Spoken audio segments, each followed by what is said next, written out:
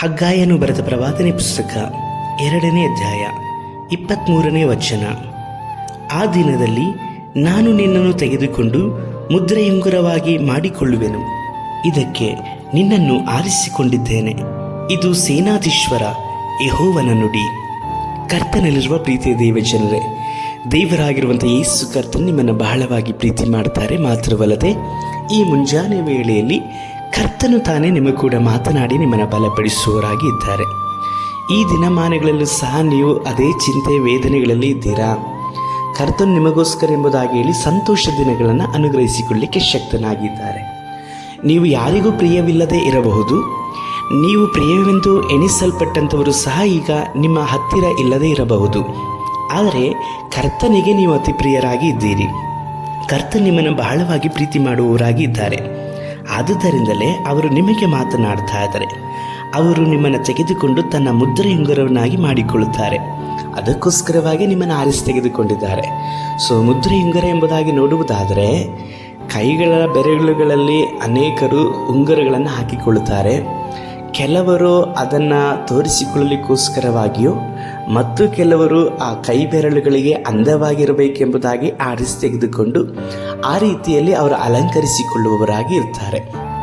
ಆದರೆ ದೇವರ ಕೈಗಳಲ್ಲಿ ಮುದ್ರೆಯುಂಗುರವಾಗಿ ಇರುವಂಥದ್ದು ಅದು ಅತಿ ವಿಶೇಷವಾದದ್ದಾಗಿದೆ. ಯಾಕೆಂಬುದಾಗಿ ನೋಡುವುದಾದರೆ ದೇವರ ಕೈಗಳಲ್ಲಿರುವಂತಹ ಮುದ್ರೆಯುಂಗುರವು ಎಲ್ಲ ಅಧಿಕಾರ, ಎಲ್ಲ ದೊರೆತನಗಳನ್ನು ಸಹ ಮಾಡುವಂಥದ್ದಾಗಿದೆ. ಮಾತ್ರವಲ್ಲದೆ ಪ್ರತಿಯೊಂದು ಕಾರ್ಯಗಳಿಗೂ ಸಹ ಆ ಮುದ್ರೆಯುಂಗರದ ಹಸ್ತಾಕ್ಷರಗಳಿಂದಲೇ ಅದು ನೆರವೇರಿಸಿ ನಡೆಯುವಂಥದ್ದಾಗಿರುತ್ತದೆ. ಅಂದರೆ ನೀವು ಕರ್ತನ ಮುಖಾಂತರವಾಗಿ ಮಾಡಲಿಕ್ಕಿರುವಂಥ ಅನೇಕ ಸಂಗತಿಗಳು ಉಂಟು. ಅದಕ್ಕೋಸ್ಕರವಾಗಿ ದೇವರು ನಿಮ್ಮನ್ನು ತೆಗೆದುಕೊಂಡು ತನ್ನ ಮುದ್ರೆಯುಂಗುರವನ್ನಾಗಿ ಮಾಡಿಕೊಂಡು ಪ್ರತಿಯೊಂದು ಕಾರ್ಯಗಳನ್ನು ನಿಮ್ಮ ಮುಖಾಂತರವಾಗಿ ಮುದ್ರೆಯನ್ನು ಹಾಕಲ್ಪಟ್ಟು ಮಾಡುವವರಾಗಿ ಇದ್ದಾರೆ. ಅದು ಸುಂದರವಾಗಿಯೂ ಮಾತ್ರವಲ್ಲದೆ ವಿಶೇಷವಾಗಿಯೂ ನಿರಂತರವಾಗಿಯೂ ಇರಲ್ಪಡುವಂಥ ಕಾರ್ಯಗಳನ್ನು ಕರ್ತನು ನಿಮ್ಮ ಮುಖಾಂತರವಾಗಿ ಮಾಡುವವರಾಗಿದ್ದಾರೆ. ಇಷ್ಟು ಬೆಲೆಯಾಗಿ ನಿಮ್ಮನ್ನು ನೆನೆಸಲ್ಪಟ್ಟಂತಹ ದೇವರು ಎಷ್ಟು ಒಳ್ಳೆಯವರು. ಹಾಗಾಗಿ ದೇವರು ನಿಮ್ಮನ್ನು ಯಾವುದಕ್ಕೋಸ್ಕರವಾಗಿ ಆರಿಸಿ ತೆಗೆದುಕೊಂಡಿದ್ದಾರೋ ಆ ವಿಷಯದಲ್ಲಿ ನೀವು ಚಿಂತನೆ ಮಾಡಿ ಕರ್ತನ ಸಮ್ಮುಖದಲ್ಲಿ ಸಂತೋಷವುಳ್ಳವರಾಗಿರ್ರಿ. ಅವರು ನನ್ನನ್ನು ಬಿಟ್ಟು ಹೋದರು, ಇವರು ನನ್ನನ್ನು ಬಿಟ್ಟು ಹೋದರು, ನನ್ನ ಜೀವಿತ ಹೀಗಾಯಿತು ಎಂಬುದಾಗಿ ಯೋಚಿಸಬೇಡ್ರಿ.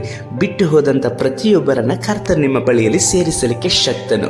ನೀವು ಎಲ್ಲರ ಮುಂದೆಯೂ ಸಹ ಪ್ರಕಾಶಿಸುವ ಹಾಗೆ ನಿಮ್ಮನ್ನು ಮಾಡಲ್ಪಡ್ತಾರೆ. ದೇವರು ವಾಗ್ದಾನ ಮಾಡಿದ್ದಾರೆ, ದೇವರೇ ಮಾಡ್ತಾರೆ. ಪ್ರಾರ್ಥಿಸೋಣವಾ?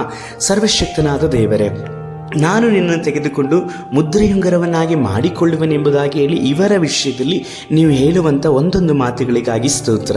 ಇವರ ಜೀವಿತದಲ್ಲಿ ನೀವು ಮಾಡುವಂಥ ಈ ಸಂಗತಿಗಳಿಗಾಗಿ ಒಬ್ಬೊಬ್ಬರನ್ನು ಸಮರ್ಪಿಸಿಕೊಳ್ಳುತ್ತೇವೆ. ಯೇಸು ಕರ್ತನ ನಾಮದಲ್ಲಿ ತಂದೆಯೇ, ಆಮೇನ್.